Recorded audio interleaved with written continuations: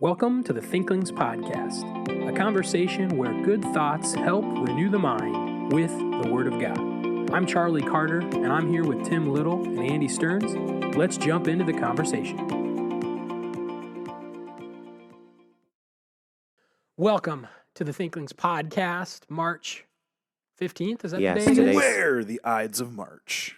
Yeah, and it was a beautiful couple of weeks here. Spring break was very springy. It And then it got to this junk. I woke up with snow on my car this morning. We got stabbed in the back with snow on the Ides of March. And Tim knows that Hey, there are a Tuber few Tay. things that I hate less or more. Did I say this the right way?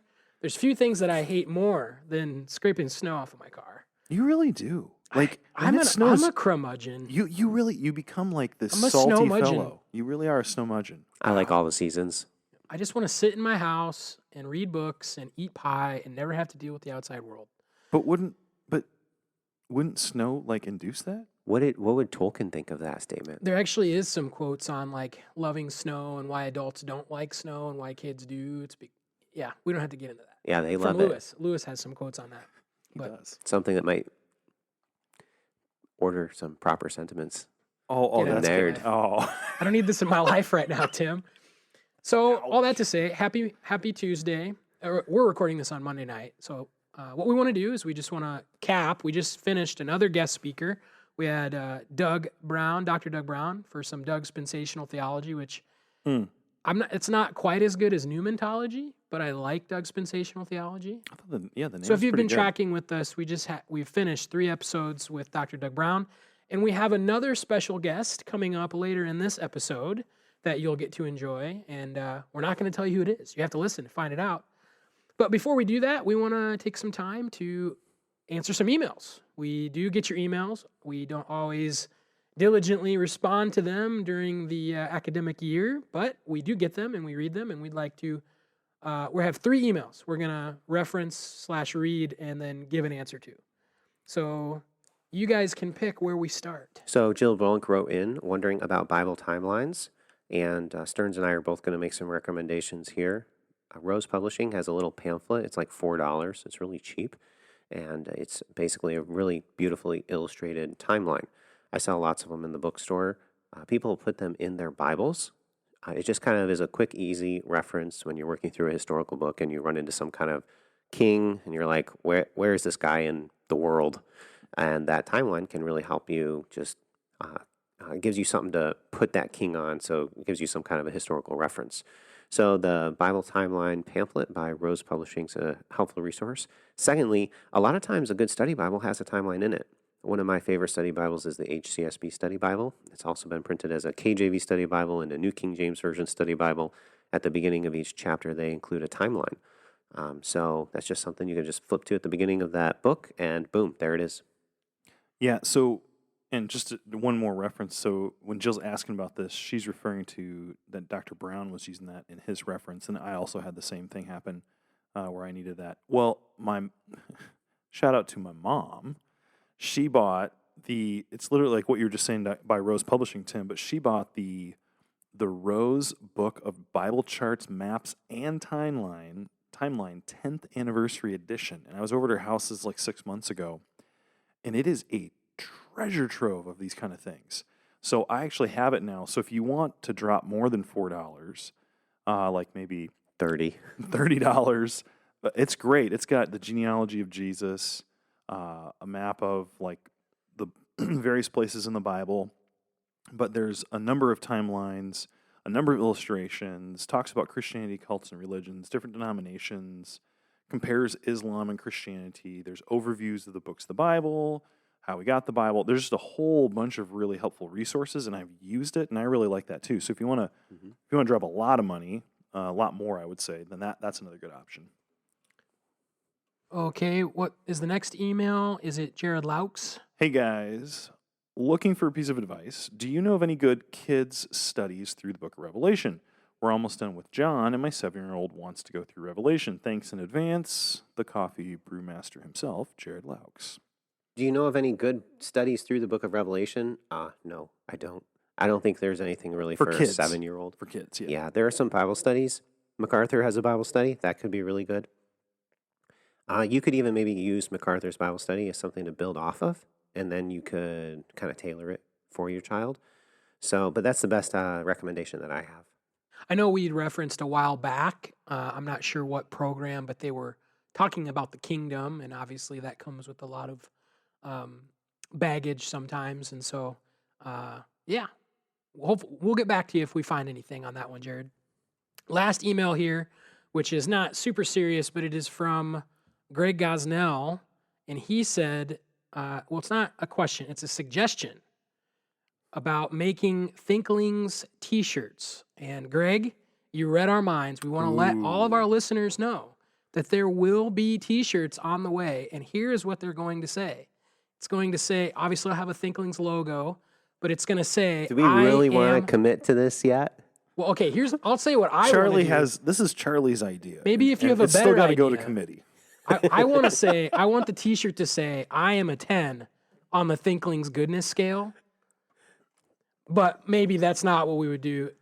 Greg, you want to have a t-shirt with like the books and business on it. Business, man. Books and business. And I don't know. I would rather do the I'm a 10 on the Thinklings goodness scale. But yes, we are planning to make t-shirts in the near future. And we have discussed some ideas of maybe doing a live podcast night. And so just stay tuned to some of those. If you haven't followed our Facebook page, you need to follow our Facebook page. We also have a Twitter account. We don't really update them other than just when we post episodes, but just stay tuned. Some of those things will be coming down the pike, probably when we get into season 3, which would be end of the summer, starting next fall semester. And if you like the podcast, give us a good rating on Apple Podcasts and wherever you're listening to the podcast. That really helps get the word out too. We've talked about doing like a giveaway with that. Should we just do it? Sure, yeah. Okay, here's what we're gonna say. Today is March 15th. Okay, I'm opening up on my phone right now. If you've already given us a 5-star review on Apple, you're gonna be entered in. Okay, you're already there, but you have to leave a 5-star and you have to leave a good comment for this to count.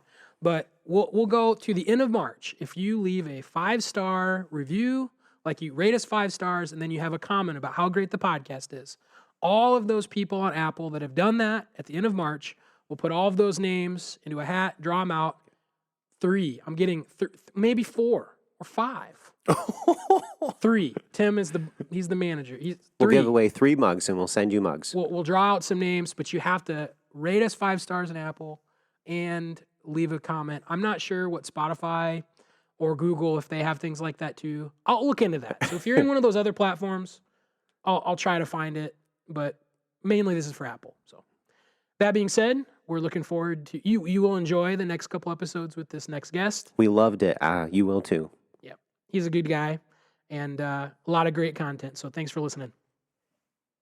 Welcome to the Thinklings podcast.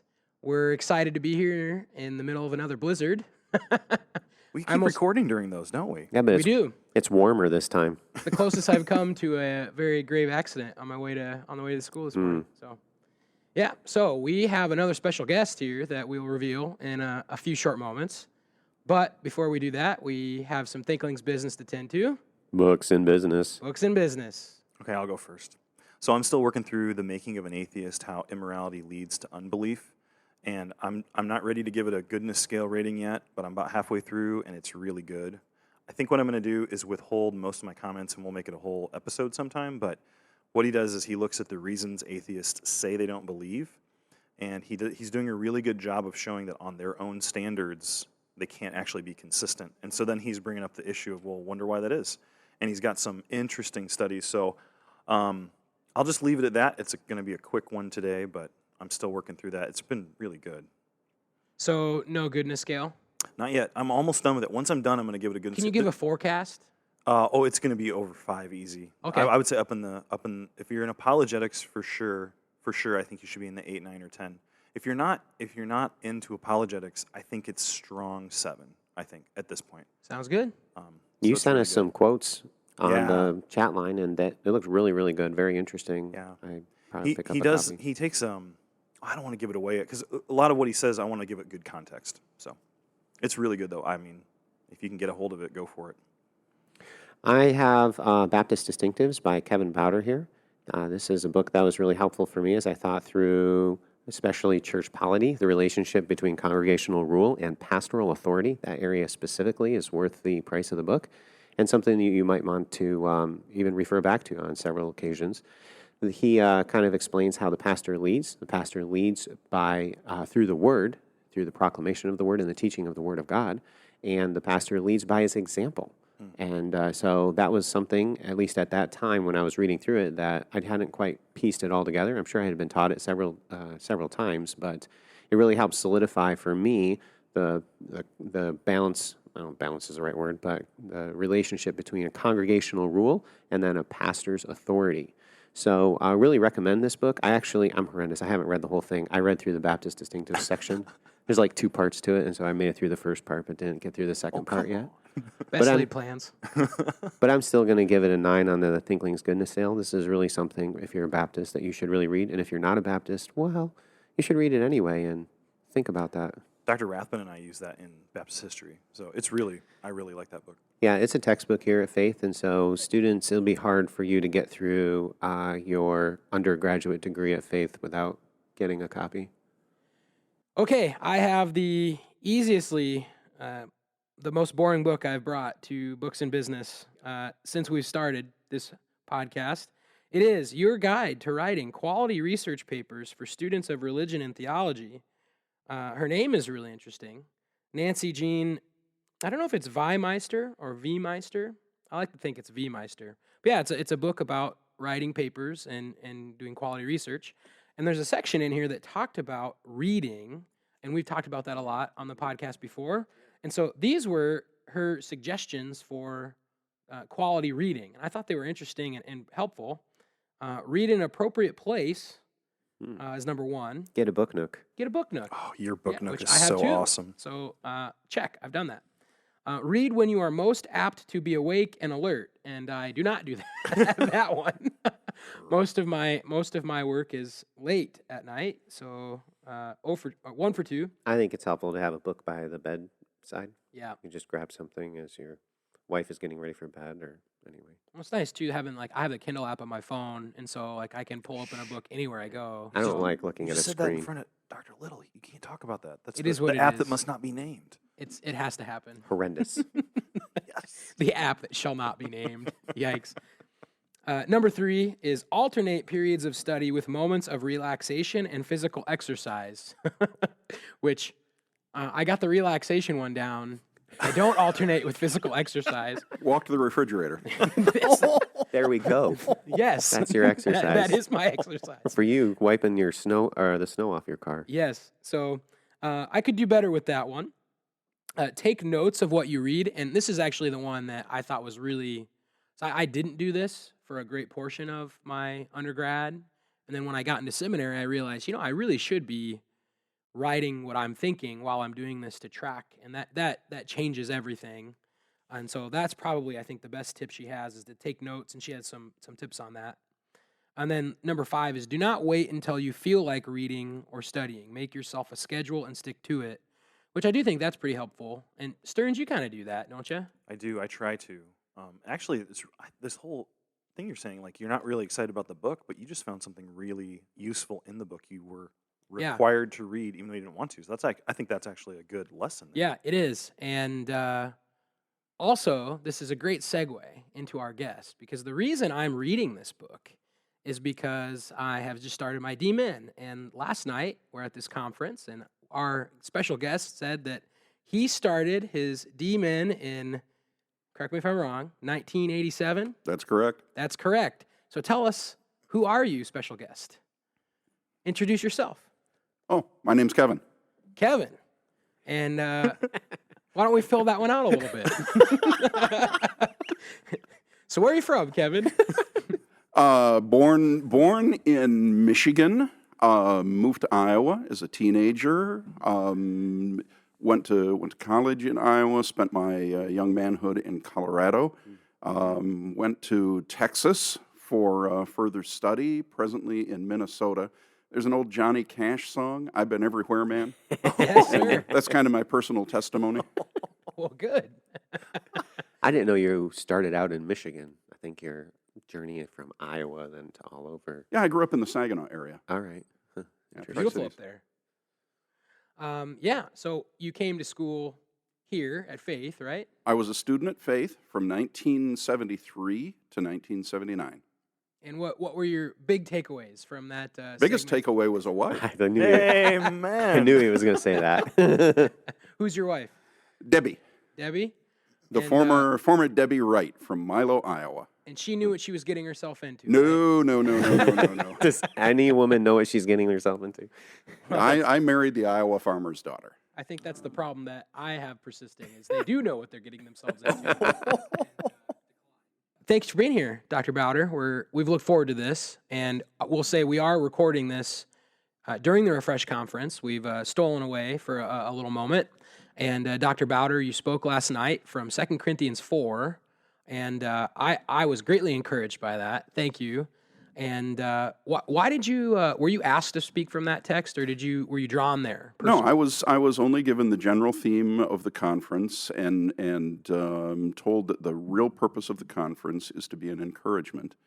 And in reflecting back on some of my own ministry experiences, I thought, there are going to be a certain number of pastors here who are really facing tough times and who are ready to throw in the towel. And I've been there, and I want to give them something that will help them under those circumstances. And that's what I was trying to do. Whether it happened or not, I don't know. I'm the worst person to judge that. Well, you have a tall task when you're speaking right after the dinner. And so, I mean, I know what I was experiencing. It's just like, I have a lot of carbs, and now my body says it's time to sleep. Sure. But you kept me with you. So I think that's a wonderful thing. So, we are in Books and Business. I don't know if you've had the chance to listen to any of these segments before, but do you have any books that you've been reading recently that you could add into our Books and Business? Or not recently. I read yours a while ago. Recent is a generous term. Yeah, well, the book I'm working my way through right now, I'm about halfway through Albert Schweitzer's History of the Synoptic Tradition. And it's a very interesting book. It's 100 years old, more than 100 years old now. But he synopsizes the whole controversy over the historical Jesus up to his point in time, which would be early 20th century. It was a landmark book. It's still a book that we build on. And I had read synopses of it before, but I'd never taken the trouble to read the original work, and I'm working my way through that right now. So does he go through like the different Gospels and create a synopsis? No, what he deals with, he starts with Ramirez as the earliest of the German critics who deals with what becomes the problem of the historical Jesus, and he goes critic by critic up through the mainly German tradition. He's got one or two French figures in there, and Strenat, for instance. It's kind of like a history of all of that critical thought? It's a history of the critical thought. And what he's eventually trying to do, there's this conflict in the development of the critical tradition, trying to look at the Gospels purely as historical documents. And of course, the critics went into it without supernaturalistic assumptions. They're trying to treat Jesus as merely a historical figure. You end up with two major perspectives. One insists that Jesus has a messianic consciousness and that he is primarily motivated by eschatological concerns. The other insists that the historical Jesus really had no messianic consciousness, that he was essentially just a moral teacher, which, of course, is the now antique liberalism. And what Schweitzer is doing is arguing against the moral teacher position in favor of the eschatological position. This really represents one of the books. We usually credit Karl Barth, with blowing up the old liberalism. But this is really a major work that dealt a devastating blow to the old liberalism, and opened the door then for the neo-orthodoxy and the various existential theologies that came after that. Interesting.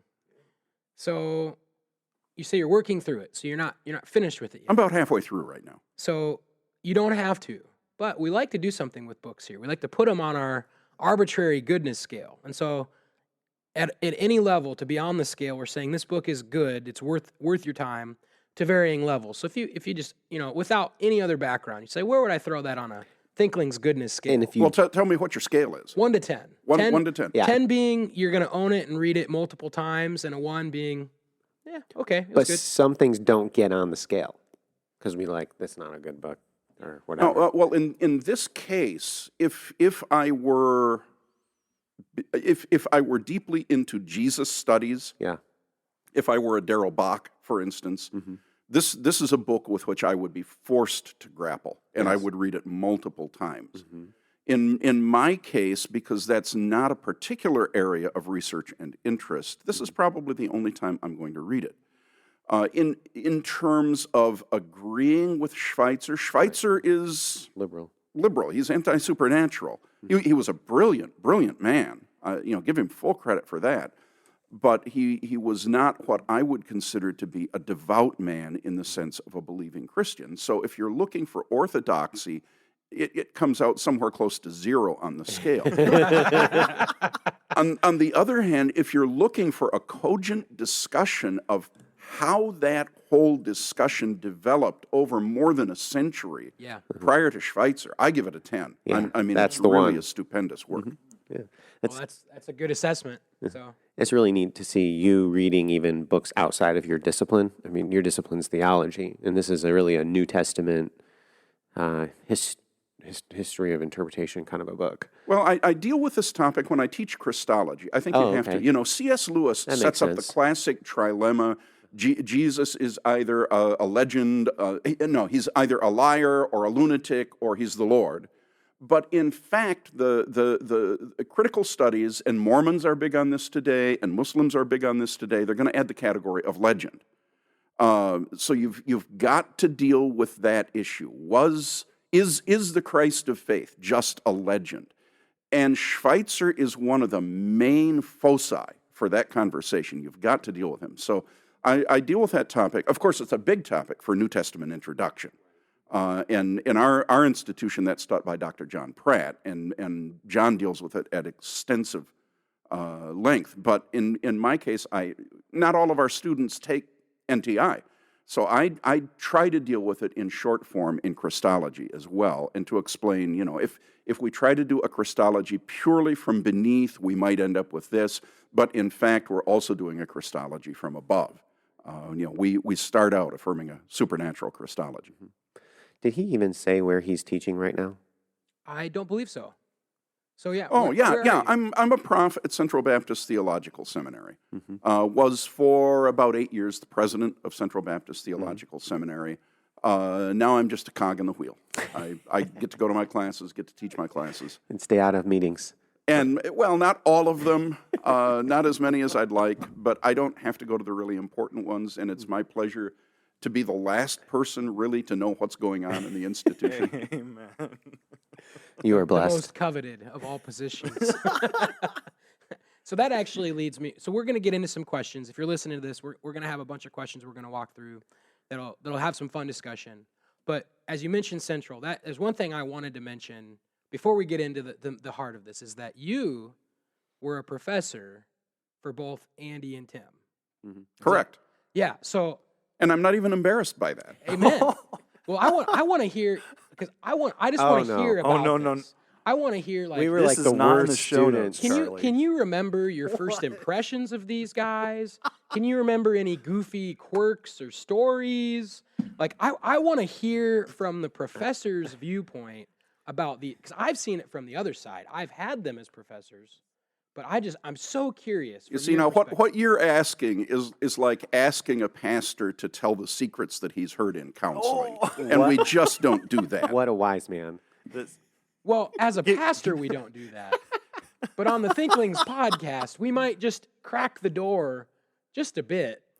Oh, they were both exceptional students. I'm not laughing because I disbelieve, but You can disbelieve. They were wonderful, warm-hearted men. Look at that pastorally I- tone that he got out Yep, there. He knows exactly what I to don't know. say. What a wise man. Okay, now I here's the fin- deal. When our college students ask you guys, what was Charlie like in class? And I expect that type of response. Oh man, you completely trapped Tim and I. Like we didn't know this was coming, and now we Oh, I have to be know. nice to you based on the fact that Dr. Bauder was nice to us. You don't have to. That was a No. brilliant That's chess a move. non sequitur. Hey, he just gave us permission. Yeah. Well, and objectively, you guys were probably much better students. It's probably truer. That statement's truer of you than it is of me. That you were exceptional students. So, No, take it we for what it's weren't. worth. We weren't exceptional students. Actually, yeah. we learned a lot still, even though we weren't very Yeah. good students. There's a lot of grace there. So I distinctly remember one class, theological method. I don't know what we were talking about, and you were explaining it, and I remember saying, I can feel the front lobe of my brain, and I think that became like the joke for the rest of the week or something like that. So Oh, it was but it was we heavy all- level thinking. We all went through that kind of thing. Mhm. I can remember starting out PhD studies in Dallas. One of the first courses I took was that we had one on hermeneutics and we had one on theological method. And of course, at that time, the big figure that we had to deal with was Hans-Georg Gadamer. And I remember I was And you working- made us deal with that. Thank you very Oh yeah, much. yeah, because heard them he's a mention. pivotal figure. But I was working at the time at a check printing company, and I would try to do some of my reading at break time and at lunch. And I can remember sitting at the lunch table, and I'm not reading Gadamer. I'm reading a commentary on Gadamer that's Warnke? supposed to help you Oh. understand what's going on. You made us read Warnke. We had to read Warnke. Yeah, it wasn't Warnke, but I okay. did read Warnke in those days. But I'm sitting there and I'm reading this book, and I get through an entire page, and it occurs to me, I have no idea what I just read on this page. So I go back and read it again. That was Warnke to us. I mean, and we get to the end of the literally. page, and I have no idea. And so I go back again. I'm reading it a third time, and I remember reaching the end of the page the third time and thinking, I have a suspicion that this isn't intended to be understood.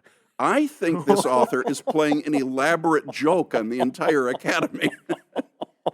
But that was not true. They were trying to be They understood. were, well, I don't know that they were really trying to be understood, but this particular author did have something to say.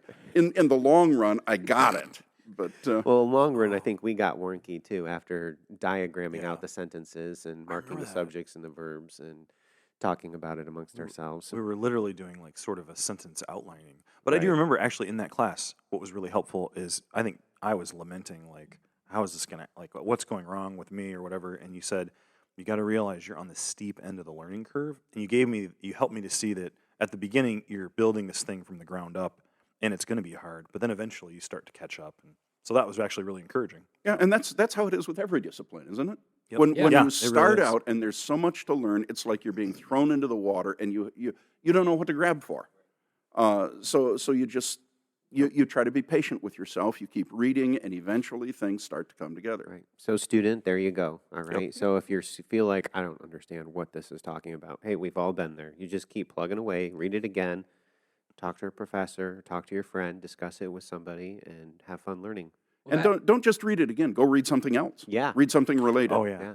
That's something that when I finally figured out reading a guide about something is almost crucial at times. Actually, Abolition of Man, like we had read that Yeah. and I had to read a guide a couple of times and then I got Abolition, but man.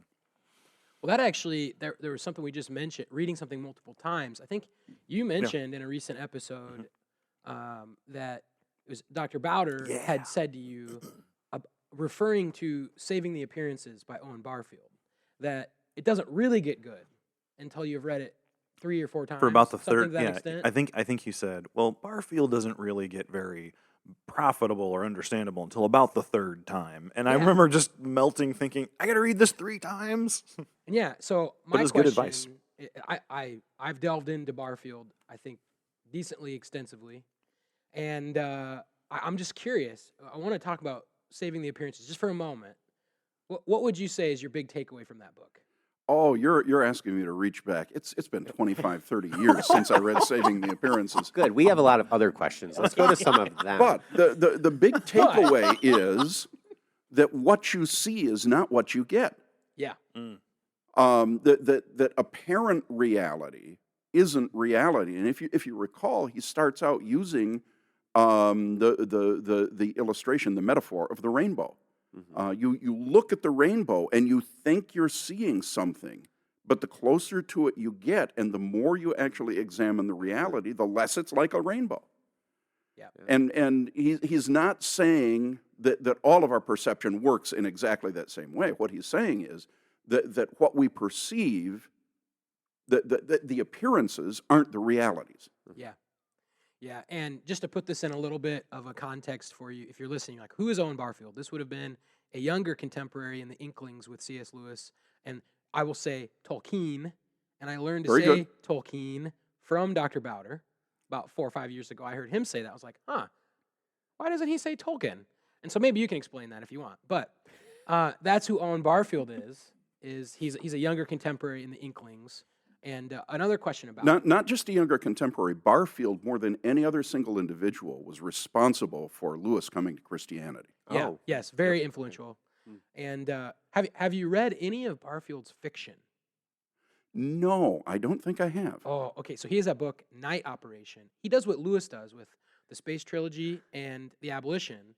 He takes, I think, this book, Night Operation, and he tries to depict saving the appearances. Books and business. Oh, I'm And going to it's- have to look for that. It's fascinating, and it's Is it on Kindle? I believe so. Oh, Yeah. Good, because cursed we thing. all use Kindle. Horrendous. Actually, I have it on my phone. We got a horrendous. Okay, no, let's go to our questions. We're like Yeah. running out of time. Well, here. I can't have Dr. Bauder at the table. I try to bring up Owen Barfield, and you guys just, well, Tim especially, just rolls his eyes at me. So when I have Dr. Bauder at the table, I have to ask about Barfield. So I got it out. I'm good. So we can jump into the rest of the questions. So have you read much Charles Williams? I have read The Everlasting Man. Is that no? That's No, not that's Williams. Chesterton. What's is it? I can't think of the title. I have one Williams book. Okay, That's- Williams is harder to find than the other Okay, Inklings. he's on the top 10 list, is he not? Lewis's top 10. Lewis had like a list of top 10 books, and Carter bought them all. He wrote it for a paper in my class. It was a good paper. Yeah, I don't know of any books that Williams has written. there's one Williams book I've read, and I know right where it is on the shelf, and I can't remember what the title of it is. Okay, Williams is really, really different. The best way to explain he's best known for his fictional works. He's got about a half a dozen, maybe 7. What to call them? Almost occult fantasies. Occult, not in the sense of that he's tied into witchcraft, but occult in the sense that he's lifting the veil and peering into the unseen world Interesting. as part of what's going on in this world. Yeah, and the book that is on Lewis's top 10 is the book Descent into Hell, which is the book that I've read. Probably the best of his books. Yeah. If you want a really serious metaphorical depiction of human sin and what it does, Oh. of the way that sin disintegrates the personality, it's a marvelous work viewed from that angle. Yeah, and again, and just so this is another one of the. I mean, I would say, how do you say the main Inklings? Because it's a large cropping, but Williams, Barfield, Tolkien, and Lewis are kind of some main figureheads of those guys.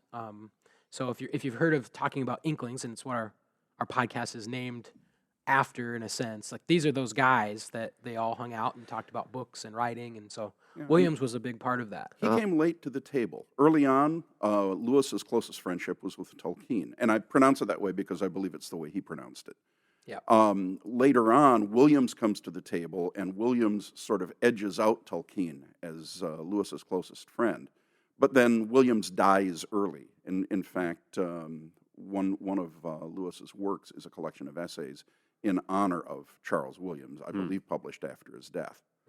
Huh. Interesting.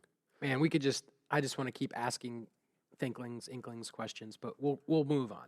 Should we move to the reading question? Yeah. Yeah. So go ahead. part of why we do what we're doing here is I had 4 classes in my THM with you, and then when I came back, anytime I'd be around you at a conference or whatever, if we had more than a couple of minutes, you would invariably ask me or the group around us. The talking point question was, so what are you reading, Andy? And it was always a good moment for me if I had a book I was reading, because I didn't have to, act all, the Bible. But it had an Okay, now had an before you go any further with that, if you come ask me that question, my answer is going to depend, because I have found that I can't read and write at the same time. Huh. Interesting. If I'm writing, I almost completely stop reading. If I'm involved in a major writing project, it's like I obsess on the writing, and reading comes almost to a complete halt. Interesting. Okay. Well, that's actually where we're going with the question. That was very helpful for me because it kept me thinking, hey, people who have helped me read books, and I need to read books, and what am I doing? I'm playing video games, or I'm goofing off, or I'm wasting time. So part of what we did as a group of 3 friends a couple of years ago is we just get together and talk about what we're reading to encourage one another. So can you talk to us about your reading habits? So it sounds like if you're writing, you're not reading. When you are in a reading mode, do you have any tips for our listeners, or what's your reading discipline look like? Do you have an order you go in? Do you just kind of pick whatever book is interesting to you at the time? Give us some thoughts on reading.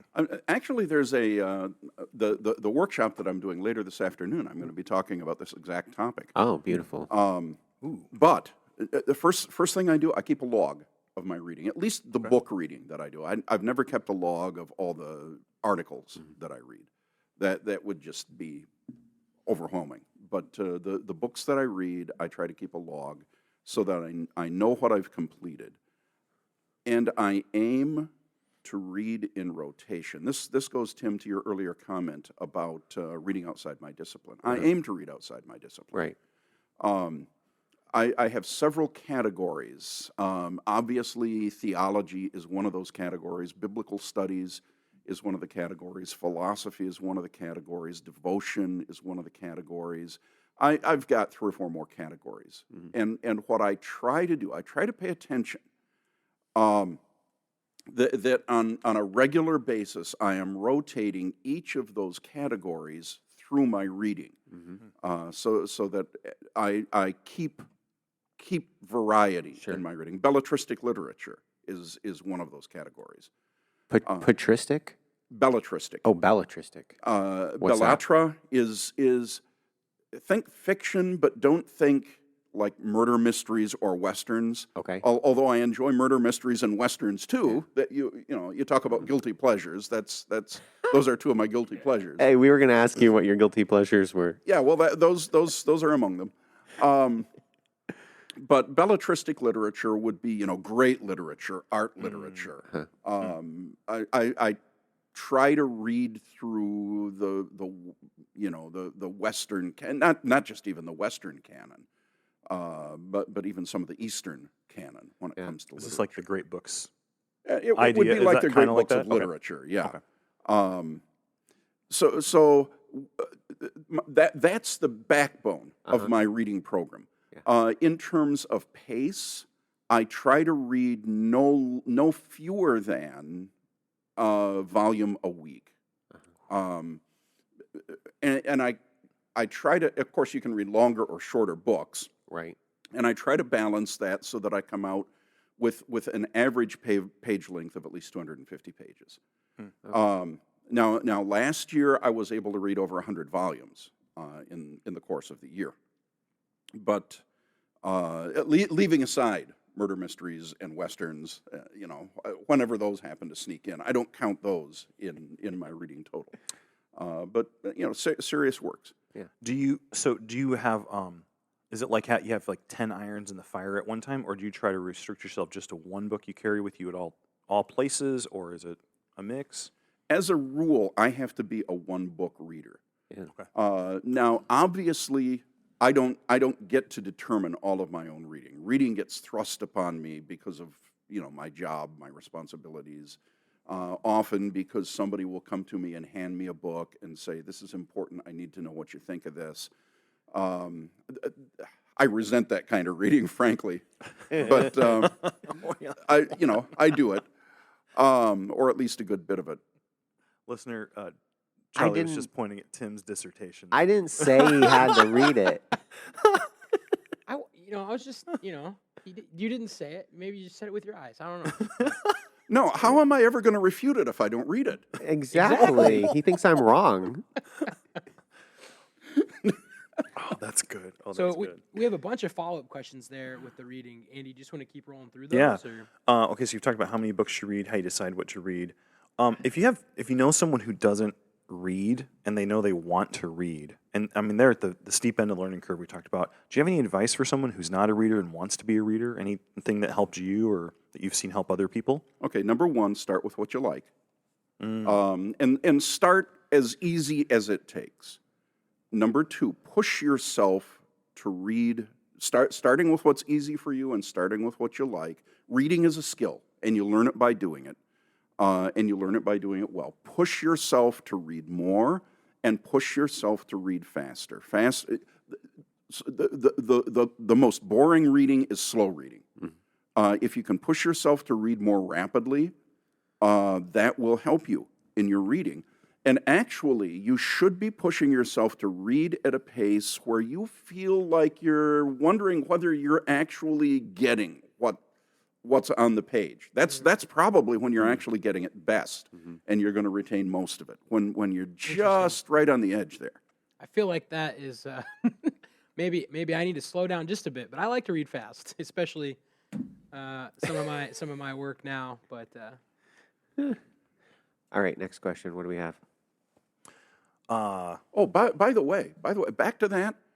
For guys who just really don't like to read, or even for guys who do like to read, but they want to maybe find ways to do more, I'm willing to say that there are a lot of recorded books out there these days that you can be listening to. AudioVox online has tons and tons of classic books that you can download free of charge, and put them on your iPhone. Go out, listen to them at double speed, which is also a skill.